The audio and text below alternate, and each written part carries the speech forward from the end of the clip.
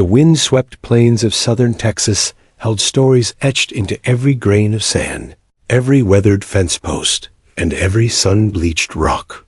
In the small border town of Hidalgo, where the landscape stretched endlessly between Mexico and the United States, a young Maria Rodriguez discovered the first whispers of her destiny. Her family's modest home stood as a testament to generations of hard work and quiet resilience. The Rodriguez household was a microcosm of border life, a delicate balance of two cultures, two languages, and endless dreams. Her father, Carlos Rodriguez, was a mechanic whose hands told stories of endless labor. Thick, calloused fingers that could coax life back into the most stubborn engines, yet seemed unable to understand his daughter's wild aspirations. Maria's mother, Elena, was a school teacher with eyes that held the wisdom of generations. She understood something her husband did not, that dreams were not confined by gender, geography, or expectation. Every night, after the dinner dishes were cleared, and her younger brothers had been tucked into bed, Elena would sit with Maria, sharing stories of remarkable women who had defied the odds. It was during one of these evenings that Maria first heard about Amelia Earhart, the story of the pioneering aviator who disappeared while attempting to circumnavigate the globe. Captured the young girl's imagination. Elena's voice would drop to a reverent whisper, describing how Earhart had challenged the world's perception of what a woman could achieve. Maria would sit, transfixed, her dark eyes reflecting an inner fire that seemed to burn brighter with each word. The local airport was more of a dusty airstrip than a proper facility. Most locals saw it as nothing more than a patch of flat ground where small planes occasionally landed or took off. But for Maria, it was a portal to another world. Every chance she got, she would bike the 3 miles from her family's home, hiding behind a weathered fence, watching planes dance across the sky. Her grandmother, Isabella, a woman who had survived the harsh realities of immigration, raised 3 children, and worked multiple jobs, became her unexpected ally. Where Carlos saw impractical dreams, Isabella saw potential. She would slip Maria books about aviation, military history, and remarkable women who had carved their paths through seemingly impossible terrain. Mia, Isabella would say, her voice a mixture of wisdom and mischief, the sky doesn't care about the stories people tell you. The sky only cares about your courage. School was both a challenge and an opportunity for Maria. She was brilliant. Not just smart, but the kind of intelligent that made teachers both proud and slightly uncomfortable. Mathematics came to her like breathing. Physics was a playground of possibilities. While other girls talked about boys and fashion, Maria calculated wind speeds, studied aerodynamics, and drew intricate diagrams of aircraft in the margins of her notebooks. Her teachers recognized her potential, even if they didn't quite know what to do with it. Mr. Thompson, her physics teacher, was the first adult outside her family to truly encourage her dreams. "You have a mind that's built for complex systems," he would tell her. "Most people see a plane and think of transportation. You see a plane and understand the complex dance of physics that keeps it in the air. But dreams come with a price, and Maria's path was lined with obstacles. Her father's traditional views meant constant arguments. "Pilots are men," Carlos would say, his voice a mixture of love and frustration. "Your job is to get married, have children, support a family." Maria would listen, respectful but unbroken, her silence a quiet rebellion. The local community was a tapestry of cultural expectations and limitations. In Hidalgo, girls were expected to follow predictable paths, become teachers, nurses, or eventually wives and mothers. Maria's ambition stood out like a beacon, drawing both admiration and skepticism. Her saving grace was her family's complex heritage. Being of Mexican-American descent meant understanding navigation, not just of geographical spaces, but of cultural landscapes.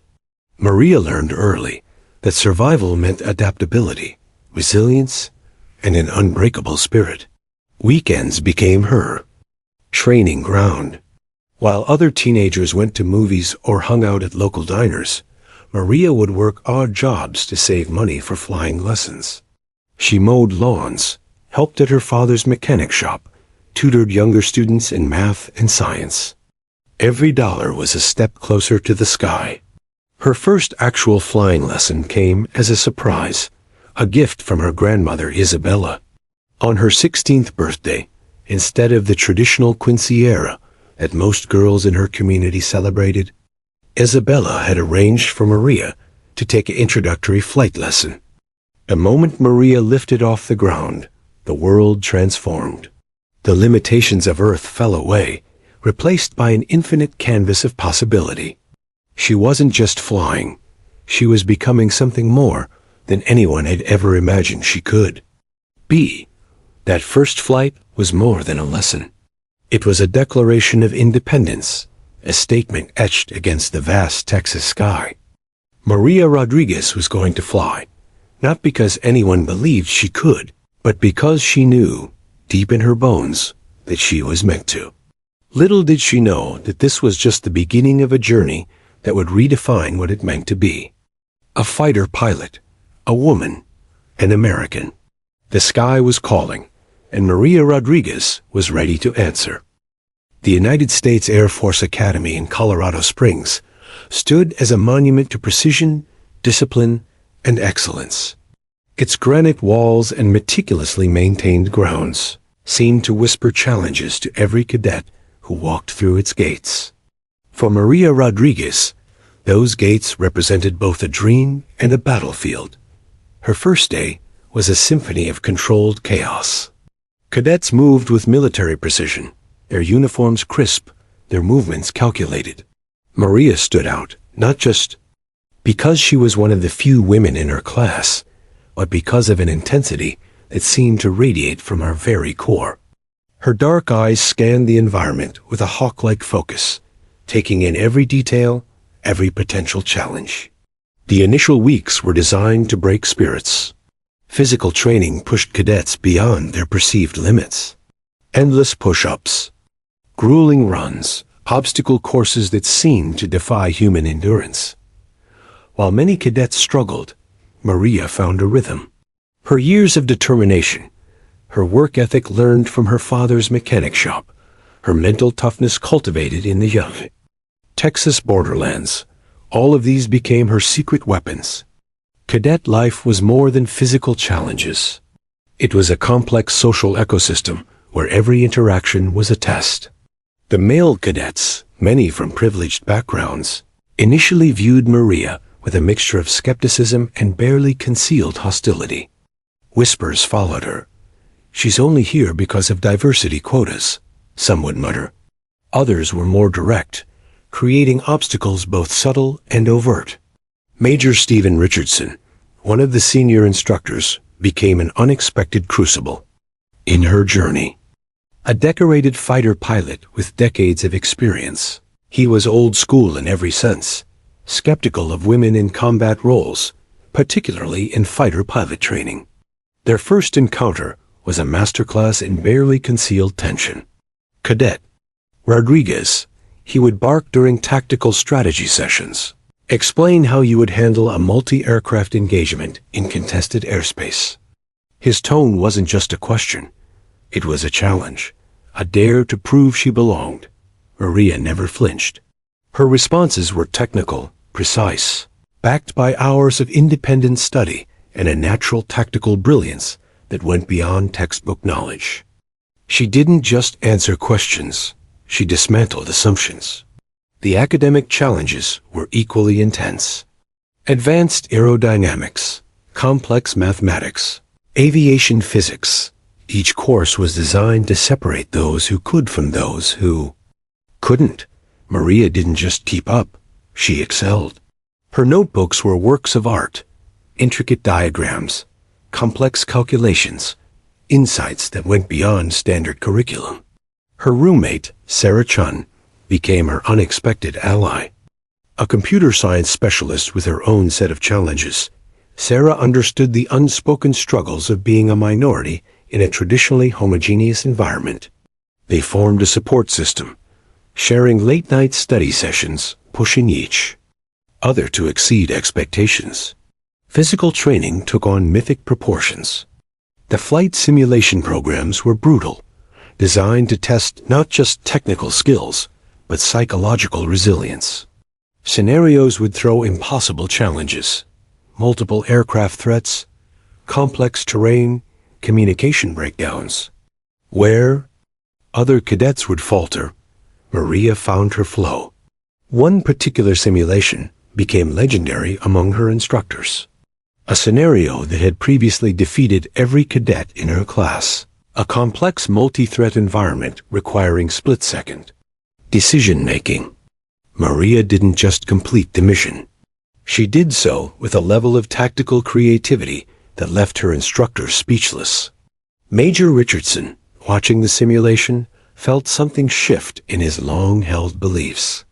The way Maria navigated impossible scenarios wasn't about gender, it was about pure, unadulterated skill.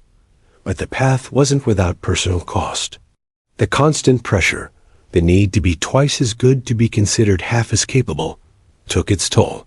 Nights were often spent in quiet reflection, messages home carefully crafted to not worry her family, to not show the moments of doubt that inevitably crept in. Her grandmother's words became her mantra. The sky doesn't care about the stories people tell you. The sky only cares about your courage. Cultural dynamics added another layer of complexity. As a Mexican-American woman in a traditionally white, male-dominated field, Maria carried the hopes and expectations of her community. Every achievement was not just personal. It was a statement, a breakthrough. The turning point came during a critical leadership assessment. A complex scenario that tested not just technical skills, but team dynamics, strategic thinking, and psychological resilience. Cadets were placed in high-stress environments, forced to make rapid decisions that could mean the difference between mission success and catastrophic failure. Maria's approach was revolutionary. Where others saw individual challenges, she saw interconnected systems. Her leadership style wasn't about domination, but about creating a cohesive unit that could adapt, overcome, and excel. By her final year, the whispers had changed. Rodriguez is going to be something special, instructors would say. Major Richardson, once her most vocal critic, became her strongest advocate. Her graduation was more than a personal achievement. It was a statement, a declaration that talent, determination, and skill knew no gender, no racial boundaries.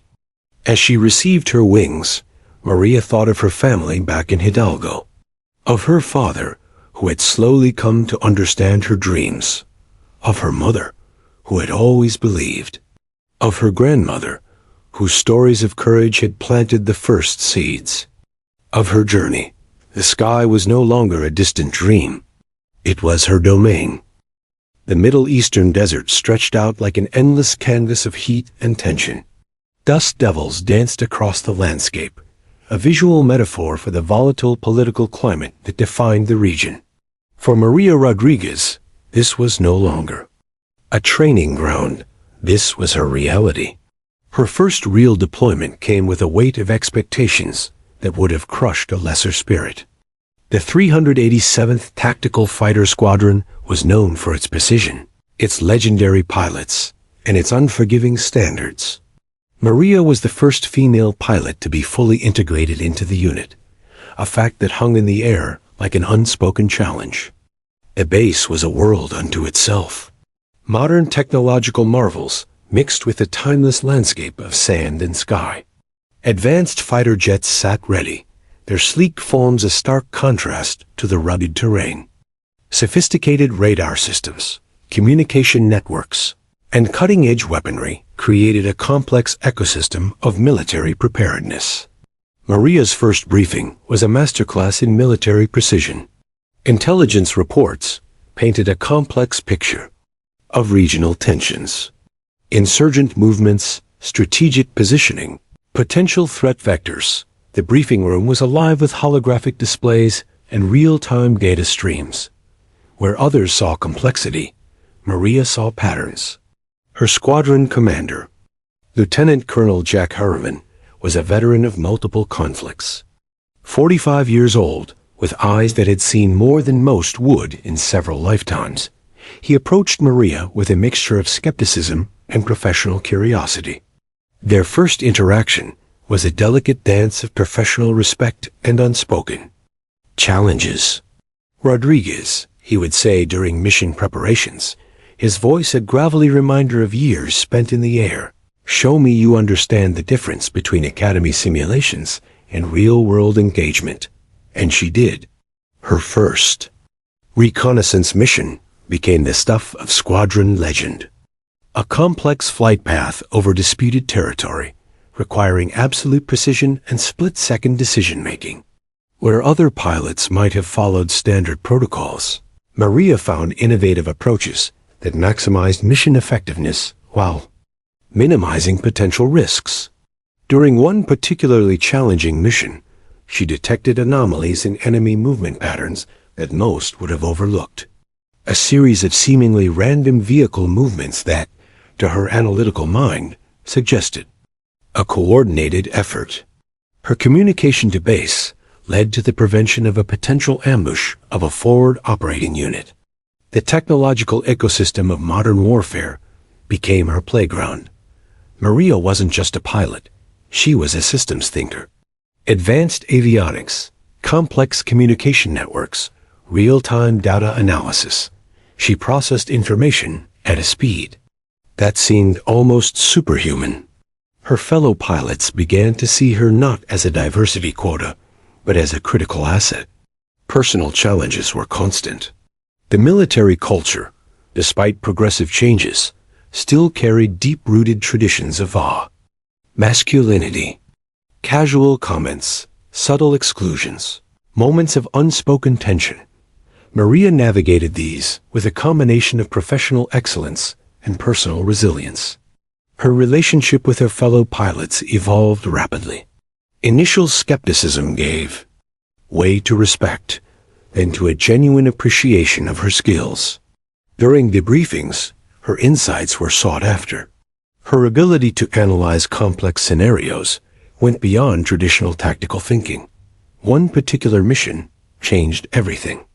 A high-risk reconnaissance over a region known for its unpredictable and dangerous anti-aircraft capabilities. Most pilots would approach with maximum caution. Maria saw it as a complex problem to be solved.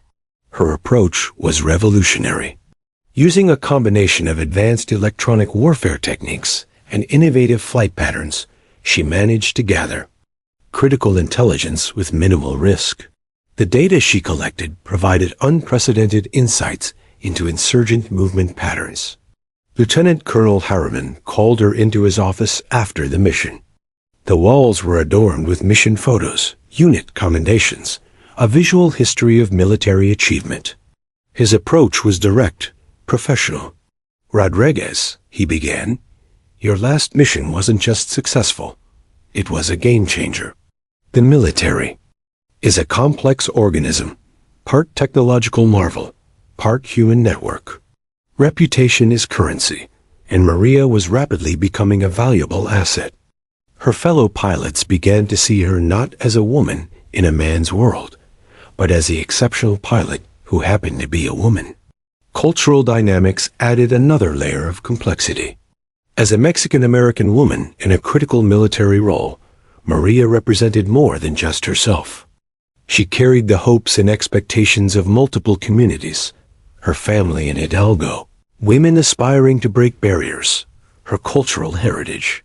Her communication skills became as critical as her flying abilities.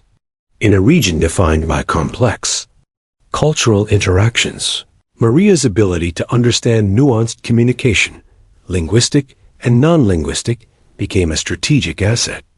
She wasn't just flying missions. She was building bridges of understanding. Technology became an extension of her capabilities. Advanced fighter jets were no longer just machines. They were complex systems that she could read like others read. Books. Every vibration, every slight deviation in performance told a story. Her maintenance reports were works of analytical art, providing insights that went beyond standard protocols. By the end of her first deployment, Maria Rodriguez was no longer just another pilot. She had become a strategic asset, a problem solver, a critical thinker who happened to fly some of the most advanced aircraft in the world. The sky was no longer just a battlefield. It was her domain, a three-dimensional chessboard where she was rapidly becoming a grandmaster. The Situation Room was a cathedral of controlled tension. Massive screens displayed a complex tapestry of geopolitical information, satellite imagery, communication intercepts, real-time troop movements. The air was thick with the weight of potential consequences, each moment a delicate balance between strategic decision-making and human survival. General Thomas Garrett sat at the center of this technological nerve center. 57 years old, with a career that had seen the transformation of modern warfare, he was a living encyclopedia of military strategy. His reputation was legendary, a tactician who had navigated some of the most complex military operations of the past 3 decades. The mission had begun as a routine intelligence-gathering operation in a region that had become a powder keg of international tensions. What started as a standard reconnaissance mission had transformed into a nightmare scenario that threatened to escalate into a full-scale international incident. General Garrett had been leading a critical diplomatic mission, attempting to negotiate a delicate peace process in one of the most volatile regions of the world. Intelligence suggested a complex network of insurgent groups had been monitoring the mission, waiting for the perfect moment to strike. The initial attack came without warning. A coordinated assault that demonstrated a level of tactical sophistication that shocked even the most experienced military analysts. Communication lines were severed, support teams were cut off, and the general found himself in an increasingly desperate situation. Maria Rodriguez was called into a classified briefing that would change everything. The room was a microcosm of military precision, senior officers, intelligence specialists, tactical experts all converging on a single critical objective: rescue General Garrett at all costs. The intelligence briefing was a masterpiece of complex information. Satellite imagery showed a compound located in a region that seemed designed by nature to be a defensive stronghold. Mountainous terrain, multiple approach vectors, sophisticated anti-aircraft systems. Every potential rescue route seemed to be a death trap.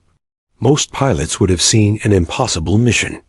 Maria saw a complex problem waiting to be solved. The technical challenges were formidable. The compound was protected by a multi-layered defense system that would make penetration nearly impossible.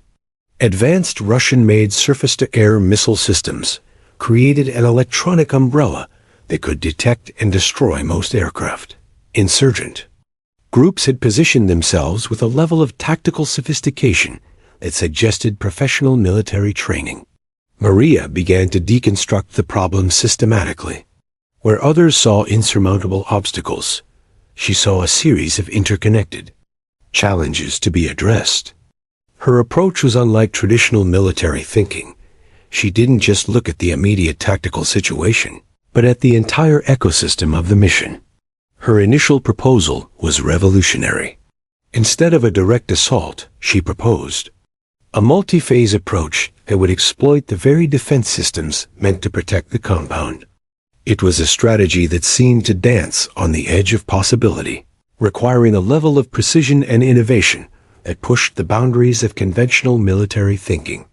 The mission planning became a complex dance of technology, human skill, and strategic innovation.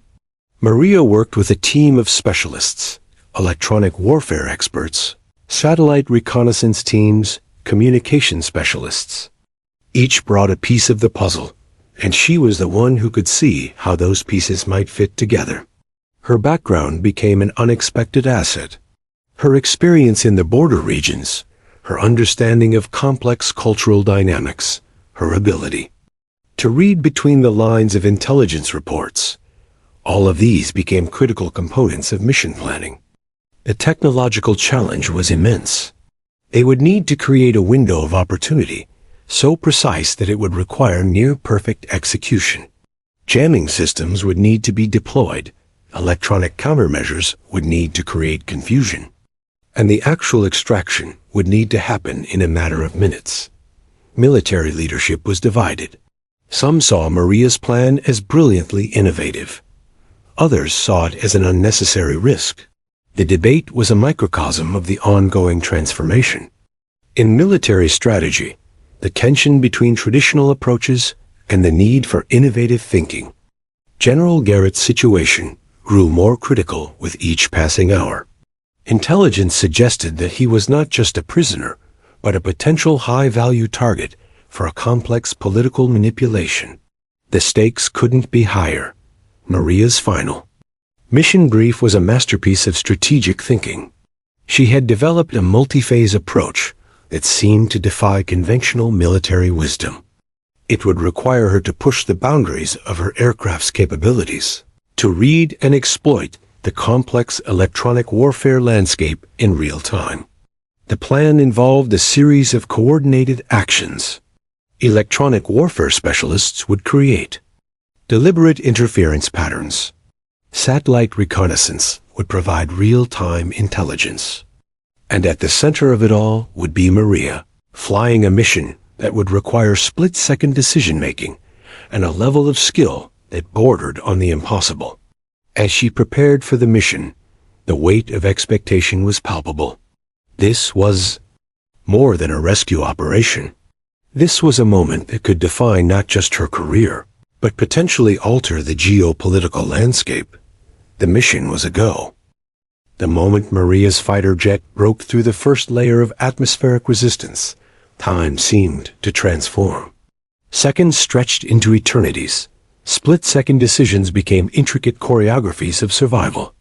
This was no longer just flying.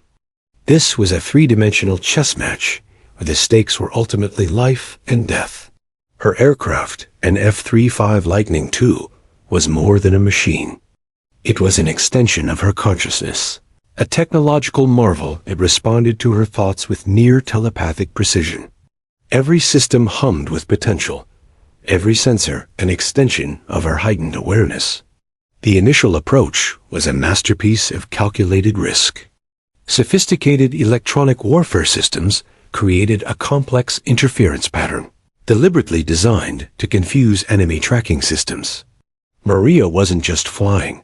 She was conducting an orchestra of technological deception. Radar systems lit up like Christmas trees. Enemy air defense networks began their deadly calculation, tracking, targeting. But Maria was already 3 moves ahead. Her understanding of electronic warfare went beyond standard protocols. She read the electronic landscape like a musician reads sheet music, finding harmonies where others heard only noise. The first wave of enemy fighters appeared on her advanced heads-up display. Russian-made Su-35 interceptors, some of the most advanced fighter jets in the world. Each was a technological predator, designed with capabilities that pushed the boundaries of aerial combat. To most pilots, they would represent an insurmountable challenge. To Maria, they were a complex problem waiting to be solved. Her initial maneuver defied conventional military doctrine. Instead of seeking immediate defensive position, she went on an aggressive approach that seemed to defy the laws of aerodynamics. The G-forces would have incapacitated a lesser pilot, but Maria had trained her body and mind to become a human-machine hybrid. Communication with her support team was a rapid-fire exchange of tactical information.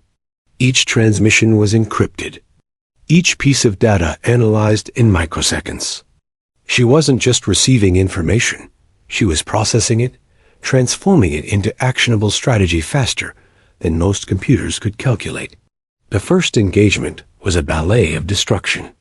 Maria's aircraft seemed to dance between incoming missile trajectories, her movements so precise they appeared almost supernatural.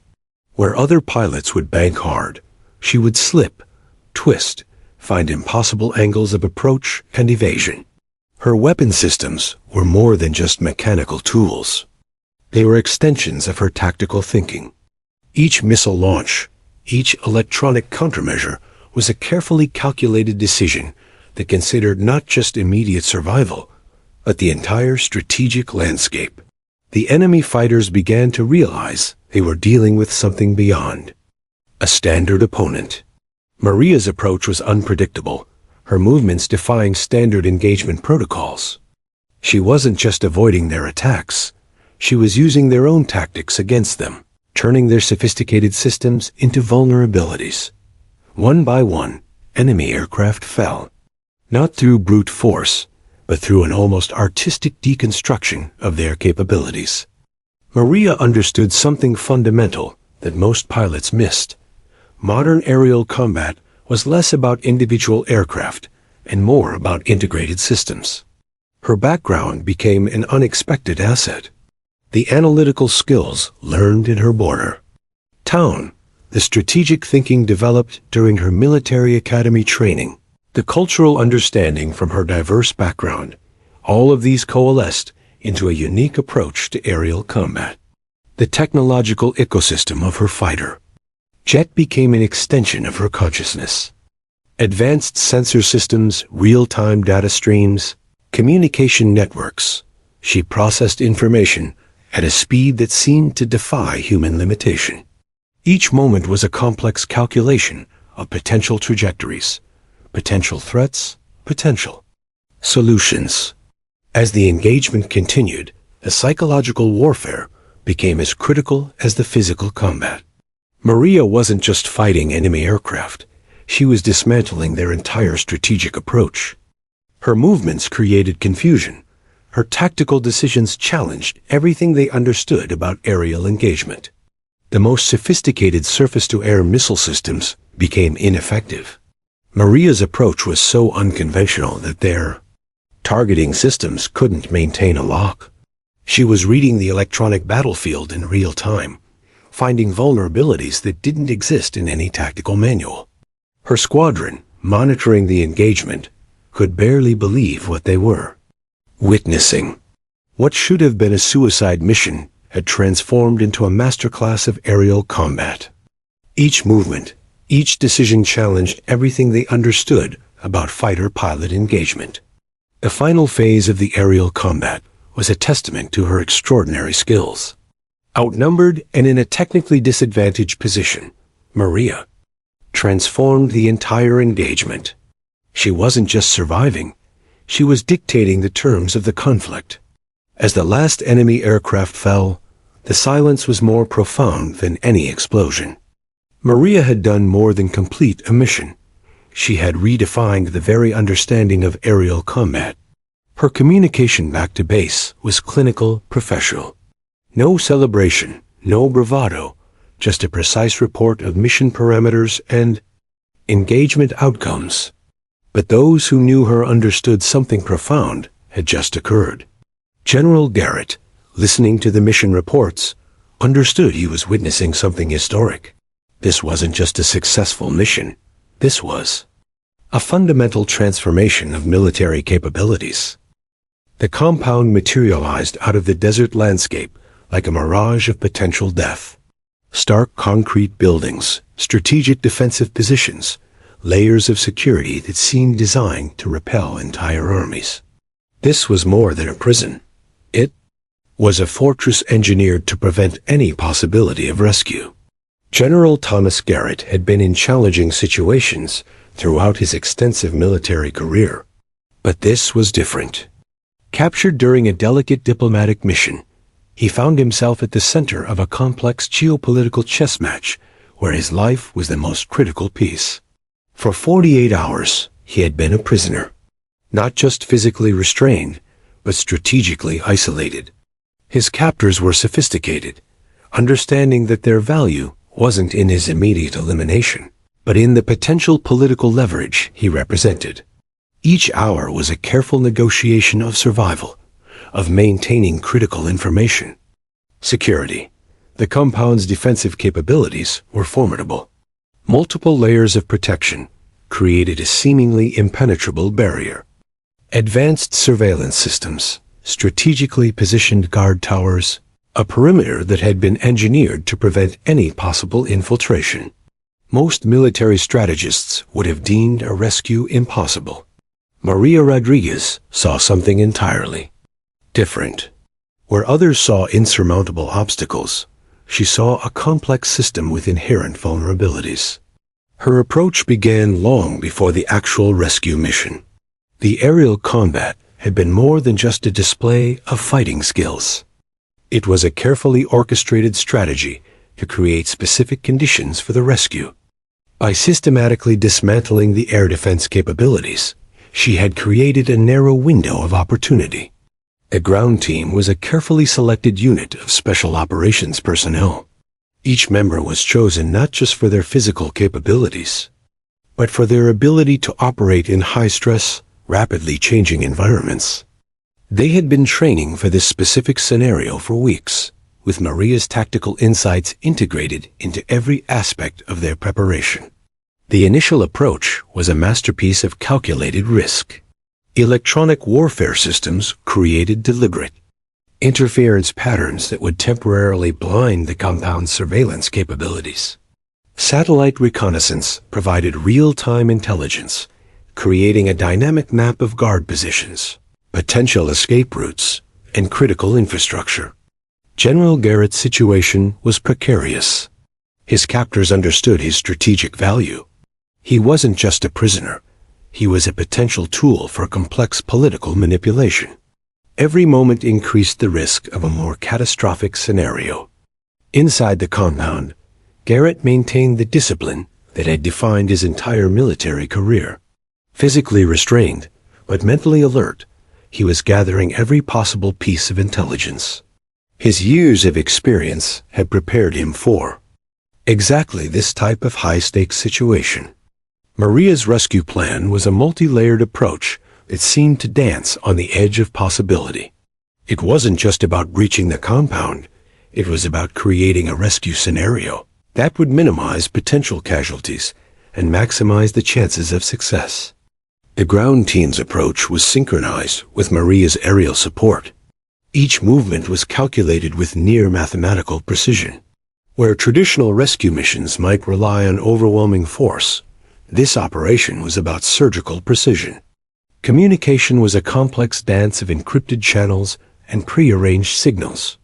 Every team member understood their role with a level of clarity that bordered on telepathic communication. Maria was the conductor of this intricate orchestra, coordinating multiple elements with split-second timing. The first breach came like a thunderbolt. Precision explosive charges created specific openings, deliberately designed to create confusion, rather than wholesale destruction. The special operations team moved with a fluidity that seemed to defy human limitation. Each movement calculated, each action part of a larger strategic approach. General Garrett recognized the rescue attempt. Immediately, years of military training kicked in. Despite being a prisoner, he became an active participant in his own rescue, providing critical intelligence, creating strategic distractions, understanding exactly how to support the rescue team. Maria's aerial support was critical. From high above, she provided real-time intelligence, jamming critical communication systems, creating electronic interference that would prevent any coordinated response from the compound's defenders. The ground team moved like a single organism. Each member understood their role with crystalline clarity. Entry points were precisely calculated. Movement paths were predetermined. Potential resistance scenarios had been meticulously planned. Garrett's extraction was a masterpiece of tactical precision. In less than 12 minutes from the initial breach, he was secured and being moved to a safe extraction point. The entire operation had been conducted with a level of efficiency that would become a case study in military rescue missions. As they moved through the compound, Maria's aerial support continued to provide critical cover. Enemy communication systems were systematically neutralized. Potential reinforcement routes were monitored and managed. It was more than a rescue. It was a comprehensive strategic operation. The final extraction was almost anticlimactic in its precision. A specially modified transport aircraft, designed for complex extraction scenarios, arrived with near-perfect timing. General Garrett was secured, the rescue team was extracted, and the entire mission had been completed with minimal casualties. Back at the command center, the mission debrief was a testament to the extraordinary nature of what had just occurred. Military leaders who had been skeptical of Maria's approach now looked at her with a mixture of respect and astonishment. The Pentagon's briefing room was a cathedral of military power. Its walls lined with historical artifacts, it spoke of countless missions, countless sacrifices. But on this day, something different was happening. The room buzzed with an energy that transcended typical military protocol. General Thomas Garrett sat at the center of the room, his presence both a testament to survival and a living embodiment of the mission's success. His eyes, which had seen decades of military conflict, now held a different kind of intensity, a recognition of something extraordinary that had just occurred. The mission debrief was unlike any in recent military history. Typically, such sessions were clinical, procedural. But this was different. Maria Rodriguez's approach had fundamentally challenged every existing understanding of military rescue operations. Intelligence analysts spent days dissecting every moment of the mission. Advanced computer simulations tried to replicate Maria's tactical decisions and consistently failed. Her approach defied traditional military doctrine. It wasn't just about overwhelming force, but about intelligent, adaptive strategy. Media interest was intense, though carefully managed. The military understood the strategic importance of how this story would be told. A female pilot of Mexican-American descent who had executed a mission many considered impossible. It was a narrative that would resonate far beyond military circles. Maria herself remained characteristically reserved. The media attention, the potential for personal recognition, meant little to her. She had done her job, nothing more, nothing less. But those who knew her understood something profound had just occurred. The technical breakdown of her mission was a masterpiece of military innovation. Her use of electronic warfare, her ability to read and manipulate complex technological systems, had created an entirely new paradigm of military engagement. Defense contractors and military strategists began to study her approach as a potential blueprint for future operations. General Garrett's testimony became crucial. During a closed-door congressional hearing, he provided a detailed account of the rescue and of Maria's capabilities. This wasn't just a successful mission, he testified. This was a fundamental reimagining of what's possible in modern military operations. Her squadron began to view her differently. Where she had once been an outsider, she was now a legend. Young pilots studied her mission reports, analyzed her tactical decisions. She had become more than an individual. She was now a benchmark of military excellence. The cultural implications were profound. As a Mexican-American woman who had risen through the ranks, Maria represented something more than her individual achievements. She became a symbol of possibility, a living testament to the changing face of military service. Her family's reaction was a mixture of pride and overwhelming emotion. Carlos Rodriguez, her father who had once dismissed her dreams, now looked at his daughter with a sense of awe. Elena, her mother, understood the deeper significance. This was more than a military achievement. This was a breakthrough for their entire community. Military leadership faced a complex challenge. How do you recognize an achievement that fundamentally challenges existing understanding? Traditional medals and commendations seemed inadequate to capture the magnitude of what Maria had accomplished.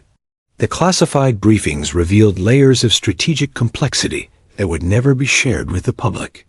Maria's mission had not just been about rescuing a general, it had been a carefully orchestrated operation that had significant geopolitical implications. Her technological approach became a subject of intense study.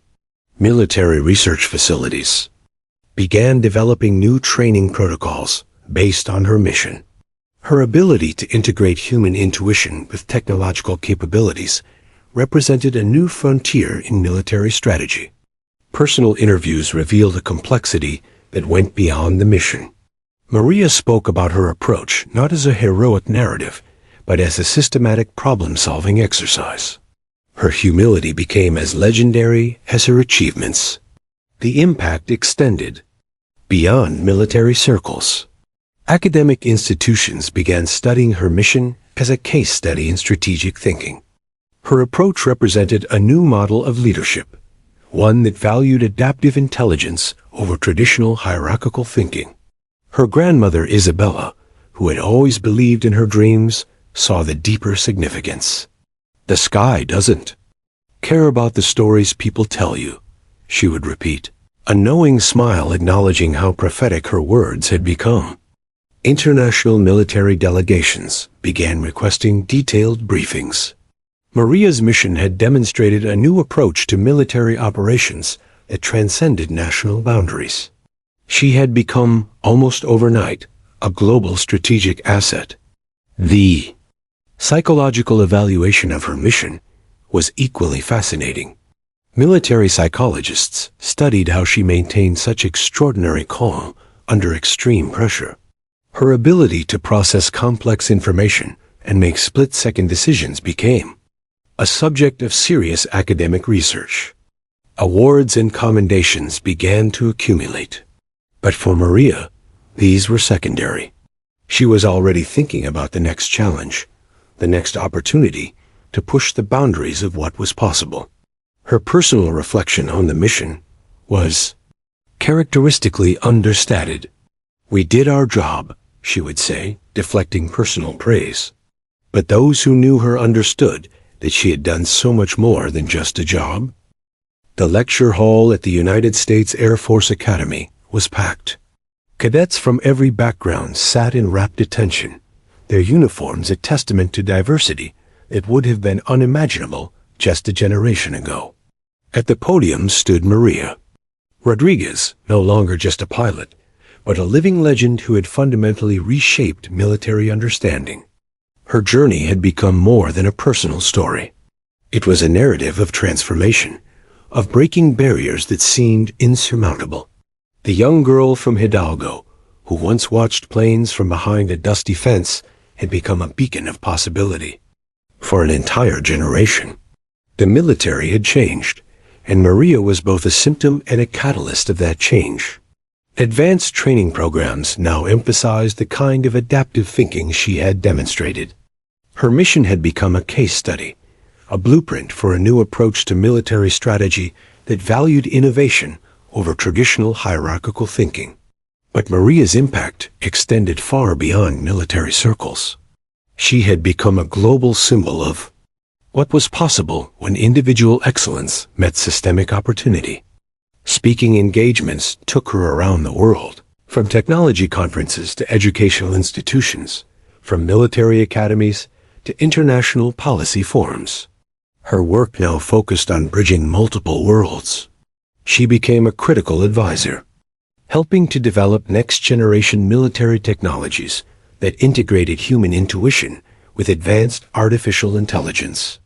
Her understanding of complex systems made her invaluable in developing strategies that went beyond traditional military thinking. The technology sector became increasingly interested in her approach. Silicon Valley tech companies sought her insights on adaptive problem-solving, on creating systems that could respond to complex, rapidly changing environments. Her ability to read and manipulate technological ecosystems was now recognized as a critical skill set. Educational initiatives became a primary focus. Maria understood that her impact would be most profound through education. She developed programs that encouraged young women, particularly those from minority backgrounds, to pursue careers in STEM fields, in military service, in cutting-edge technological research. Her family's journey became a powerful narrative of generational transformation.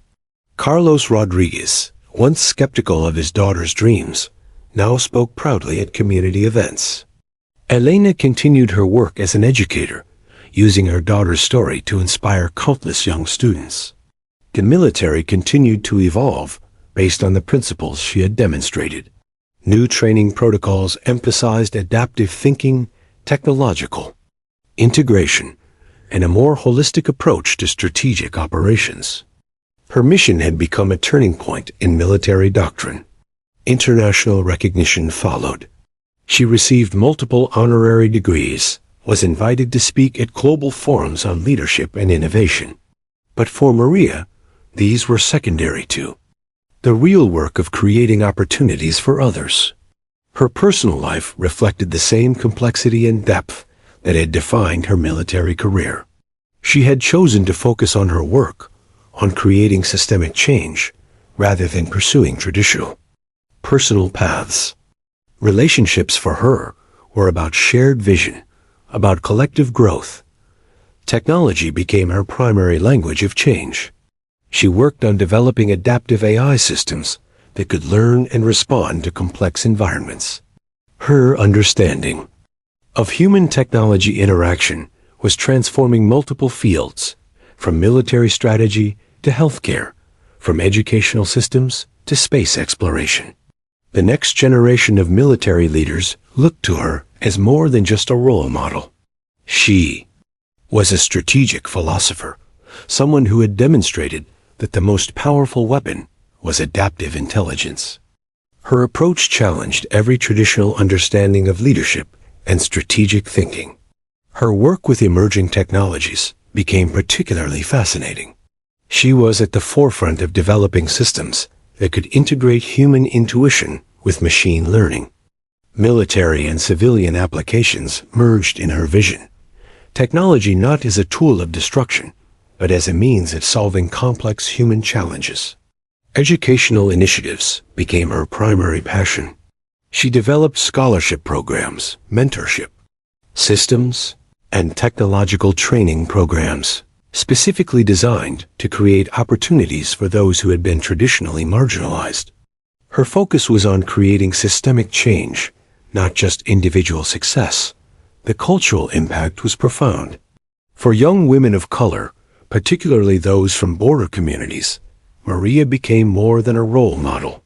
She was living proof that dreams were not confined by geographical, cultural, or systemic boundaries. Her grandmother Isabella, now in her late 80s, would often reflect on the journey. "The sky doesn't care about the stories people tell you," she would say, her eyes twinkling. With the same spirit that had inspired Maria decades ago, international policy forums sought her insights. Her understanding of complex geopolitical systems, developed through years of military service and strategic thinking, made her a unique voice in global conversations about technology, security, and human potential. The technological innovations she developed began to transform multiple sectors. Her approach to adaptive systems found applications in healthcare, in education, in space exploration. She was no longer just a military strategist. She had become a global innovation architect. Speaking to a group of young cadets, Maria would often say, "Excellence is not about proving others wrong. It's about expanding the boundaries of what's possible."